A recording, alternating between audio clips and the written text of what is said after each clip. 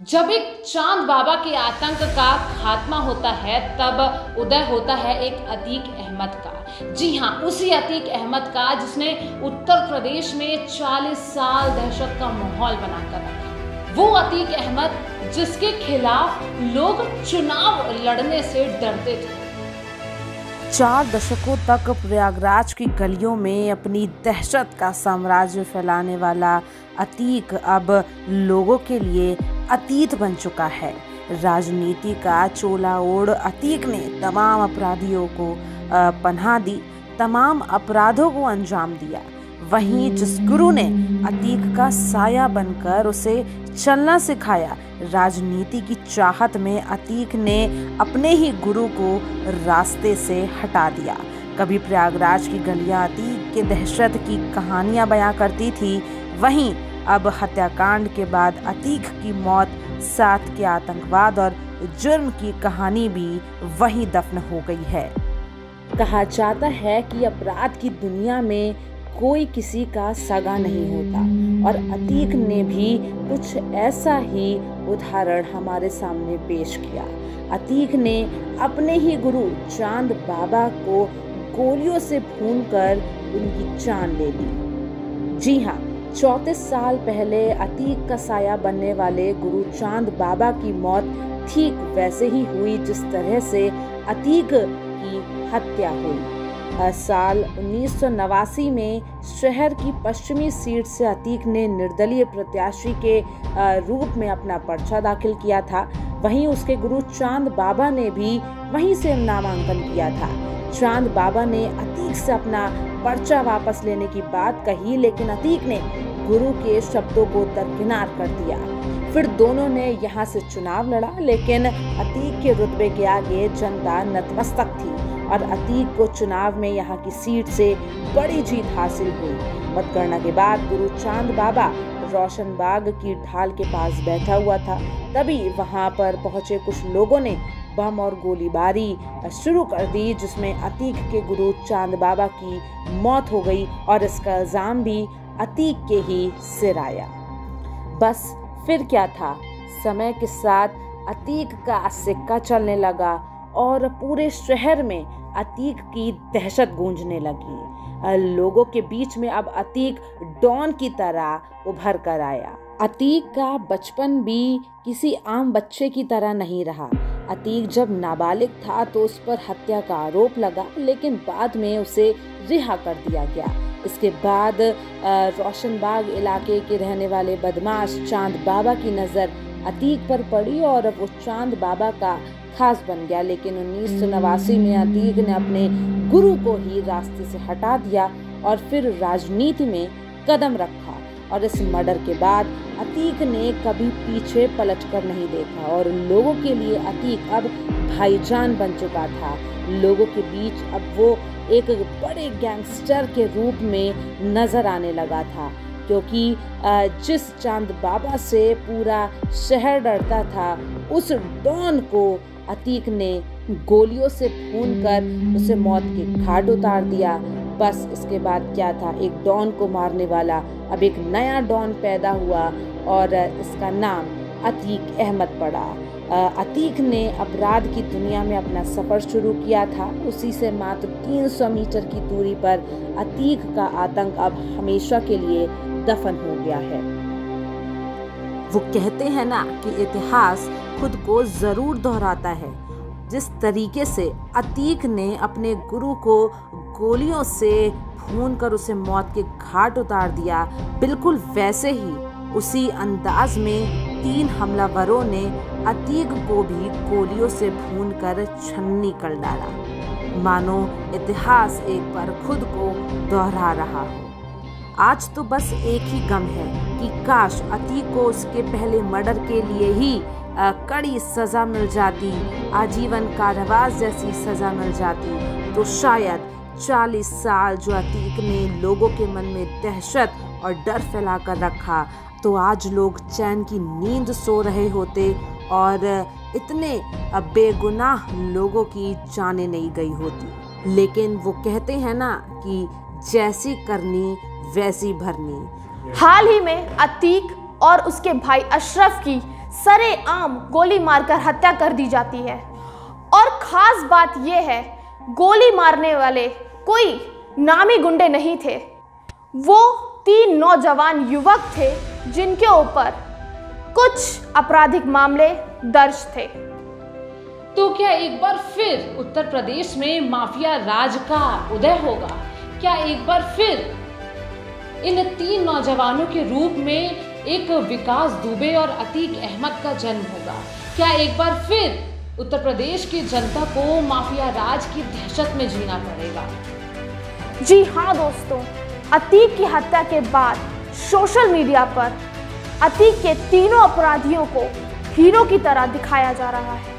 जी हाँ दोस्तों, उन तीनों अपराधियों को सोशल मीडिया पोस्ट पर ऐसे दिखाया जा रहा है कि मानो वो कोई अपराधी नहीं बल्कि भगवान हो। लोगों के बीच में उन्हें इस तरीके से दिखाया जा रहा है मानो वो कितने बलशाली हो, उनकी तुलना श्री राम से कर दी जा रही है। इस हत्या को लोग अपराध की नजरिए से ना देखकर धार्मिक और राजनीतिक दृष्टिकोण दे रहे हैं। इस हत्या के बाद लगातार हिंदू और मुसलमान एक दूसरे पर धर्म को लेकर टिप्पणियां कर रहे हैं, एक दूसरे के खिलाफ नफरती जहर उगल रहे हैं, हेट स्पीचेस का इस्तेमाल कर रहे हैं। अतीक की हत्या का मामला कोर्ट पहुंच चुका है। लगातार इस मामले की जांच चल रही है, लेकिन इस मामले को अब राजनीतिक और धार्मिक रूप दिया जा रहा है, जो कि समाज की शांति के लिए एक बड़ा खतरा बनती जा रही है।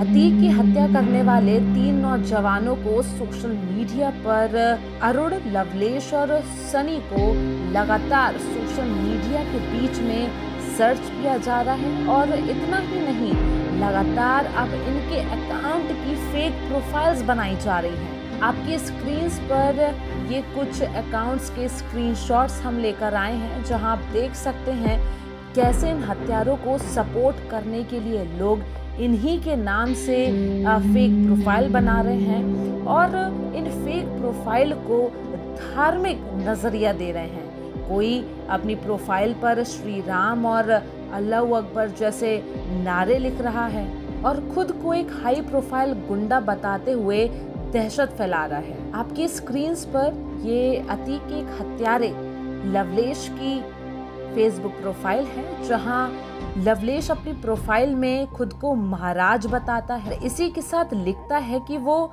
शास्त्र वाला नहीं बल्कि शस्त्र वाला हिंदू, और एक विशेष धर्म की आड़ में गुंडई दिखाता है और खुद को गैंगस्टर बताता है। और अब अतीक की हत्या के बाद ऐसे कई प्रोफाइल्स की मानो बाढ़ सी आने लगी हो और लगातार लोग ऐसी फेक प्रोफाइल्स बनाकर एक दूसरे पर भड़काऊ बयान लिख रहे हैं, एक दूसरे के खिलाफ धर्म के नाम पर नफरती जहर उगल रहे हैं। इस स्क्रीनशॉट में देखिए, जहां एक यूजर ने लिखा है, in India every Muslim is supporting Atiq, तो वहीं दूसरा यूजर लिखता है, अल्लाह अकबर अल्लाह अकबर। क्या किसी गुंडे का कोई मजहब होता है, कोई धर्म होता है? जी नहीं। जनता को इस वक्त समझना चाहिए कि अतीक एक अपराधी था, ना कि कोई हिंदू या मुसलमान, क्योंकि एक अपराधी का कोई मजहब नहीं होता, कोई धर्म नहीं होता। सोशल मीडिया पर आज अतीक की हत्या के आड़ में लोग हिंदू मुसलमान के बीच में नफरत फैला रहे हैं, एक दूसरे के धर्म पर शर्मनाक टिप्पणियां कर रहे हैं।